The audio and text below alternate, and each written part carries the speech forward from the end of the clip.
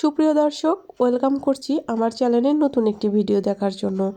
আজকে আমি মাত্র একটি ডিম দিয়ে 1 কাপ আটা দিয়ে মজাদার একটি পিঠা রেসিপি করে দেখাবো।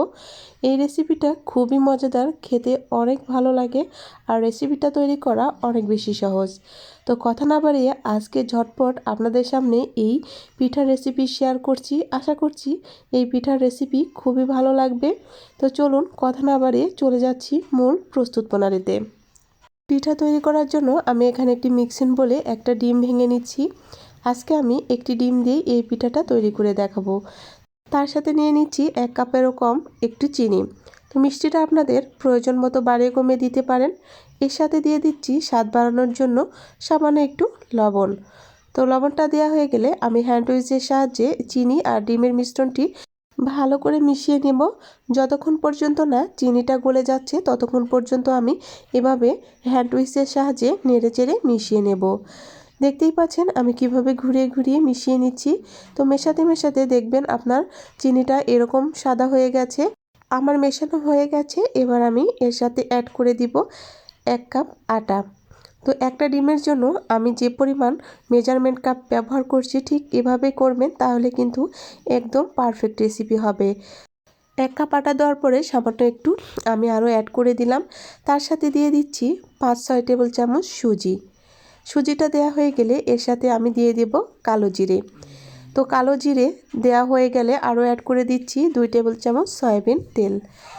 সবগুলো উপকরণ দেওয়া হয়ে গেলে এবার আমি হ্যান্ড উইচের সাহায্যে সবগুলো সুন্দর করে মিশিয়ে নেব। তো আমি কিন্তু এখানে কোনো রকম পানি ইউজ করি নাই, শুধুমাত্র ডিম আর চিনির মিশ্রণ দিয়ে এই ডোটা রেডি করব। এখন আমি হাতের সাহায্যে ভালো করে এই ডোটা রেডি করে নেব। আমি হাতের সাহায্যে সুন্দর করে ডোটা রেডি করে নিচ্ছি। দেখতেই পাচ্ছেন এভাবে হাত দিয়ে চেপে চেপে একটু অপেক্ষা করলে কিন্তু এরকম একটা পারফেক্ট ডো তৈরি হয়ে যাবে। তো এখন আমি ডোটাকে ভালো করে হাতের সাহায্যে ম্যাশ করে নিচ্ছি। আর এভাবে কিন্তু খুব বেশি শক্তও না, খুব বেশি নরম না, এরকম করে এই ডোটা রেডি করতে হবে। দেখতেই পাচ্ছেন আমার ডোটা রেডি হয়ে গেছে। এবার আমি 10 মিনিটের জন্য ঢাকা দিয়ে রেস্টে রেখে দেব। আমি প্লেটের সাহায্যে এভাবে ঢেকে 10 মিনিট রেখে দিব। 10 মিনিট পর অপেক্ষা করে আপনাদের সামনে আবার ফিরে আসব। দেখবেন তারপর আমার ডোটা কেমন হয়েছে। ফিরে আসছি 10 মিনিট পর। এবার ঢাকনাটা উঠে দেখিয়ে দিচ্ছি আমার ডোটা কিন্তু একদম পারফেক্ট হয়ে গেছে। রেস্টে রেখেছিলাম, খুব সুন্দর হয়েছে। এবার আমি এভাবে হাত দিয়ে আবারও আলতো করে মথে নেব আর দুভাগ করে নেব। রুটির যেভাবে তৈরি করে ডোটা ঠিক এভাবে আমি একটি বল তৈরি করে নিচ্ছি। আর রুটি ব্লেন্ডারের সাহায্যে আমি একটি খুব বেশি মোটা না, খুব বেশি পাতলা না, এমন একটি রুটির মতো করে নেব। তো খুবই সহজ আজকের রেসিপি। যারা যারা এই পর্যন্ত চলে এসেছেন কিন্তু লাইক দিতে ভুলে গেছেন, ভিডিওটি যদি ভালো লেগে থাকে প্লিজ ভিডিওটিকে একটি লাইক দিবেন। আর আপনি যদি এই ভিডিওটি ফেসবুক থেকে দেখে থাকেন চাইলে পেজটিকে ফলো দিয়ে রাখতে পারেন। আর আমার চ্যানেলে যদি আজকে কোনো নতুন বন্ধু থেকে থাকেন চাইলে কিন্তু চ্যানেলটি সাবস্ক্রাইব করে পাশে থাকবেন। আমি রুটির থিকনেসটা দেখিয়ে দিলাম, এমন রাখতে হবে, তাহলে কিন্তু খুবই সুন্দর একটি পিঠা বানিয়ে নিতে পারবেন। আমি এখানে একটি স্টিলের গ্লাস নিয়েছি। আপনারা চাইলে যে কোনো কুকি কাটার দিয়েও এই পিঠাটা তৈরি করতে পারবেন। গ্লাসটা দিয়ে সামান্য একটু চেপে ধরলে কিন্তু এভাবে শেপ চলে আসবে। আমি দেখিয়ে দিচ্ছি, দেখে বুঝে নিতে হবে যে কিভাবে তৈরি করছি। ঠিক এভাবে আপনারা কিন্তু সবগুলো পিঠা তৈরি করতে পারবেন। এই পিঠাটা খেতে খুবই মজা লাগে, একদম বিস্কিটের মতো বলতে পারেন। খুবই মুচমুচে হয় আর খেতেও অসাধারণ। আমি সবগুলো পিঠা কিন্তু এই গ্লাসের সাহায্যে এভাবেই কেটে নিচ্ছি। তো তৈরি করা খুবই সহজ। আশা করছি আজকের ভিডিওটি আপনারা বুঝতে পেরেছেন। তো আমি কিন্তু সবগুলো পিঠা সেম একই প্রসেসে করে নিয়েছি। দেখতেই পাচ্ছেন পিঠাগুলো কতটা সুন্দর হয়েছে আর দেখতেও অনেক ভালো লাগছে। পিঠাগুলো তৈরি করা হয়ে গেছে। আমি এবার চুলাতে চলে যাব। চুলাতে ভেজে আপনাদের সামনে দেখিয়ে দিব পিঠাগুলো কতটা সুন্দর হয়েছে। ভিডিওটি যদি খুব বেশি ভালো লাগে অবশ্যই লাইক কমেন্ট শেয়ার করতে ভুলবেন না।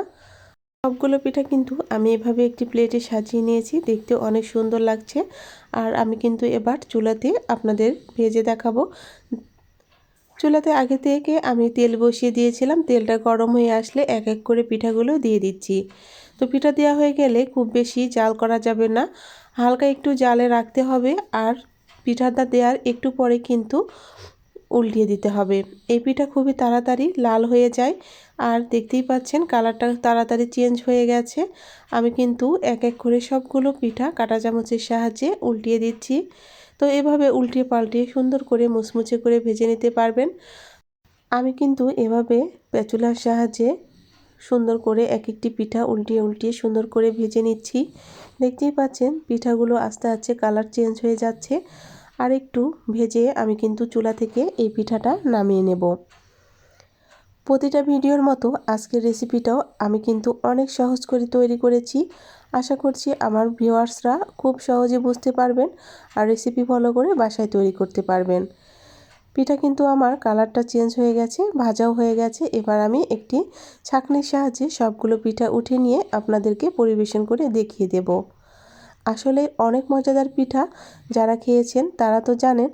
আর যারা এখনও পর্যন্ত এই পিঠাটি তৈরি করেন নাই, অবশ্যই আজকের রেসিপি ফলো করে বাসায় তৈরি করবেন। ছোট থেকে বড় সবাই অনেক বেশি পছন্দ করবে। বাচ্চাদের টিফিন কিংবা বিকেলের নাস্তা হিসেবে অনায়াসে ঘরে বসে মজাদার এই পিঠাটি তৈরি করবেন। দেখতেই পাচ্ছেন পিঠাগুলো অনেক সুন্দর হয়েছে। আপনাদেরকে আমি কিন্তু একটি ভেঙেও দেখাবো পিঠার ভিতরে কতটা মুচমুচে হয়েছে। পিঠাটা দেখতে যেমন সুন্দর, খেতেও হয়েছিল অসাধারণ। তো আমি এবার একটি পিঠা আপনাদের সামনে ভেঙে দেখাচ্ছি। দেখতেই পাচ্ছেন পিঠাটা কতটা মুচমুচে হয়েছে।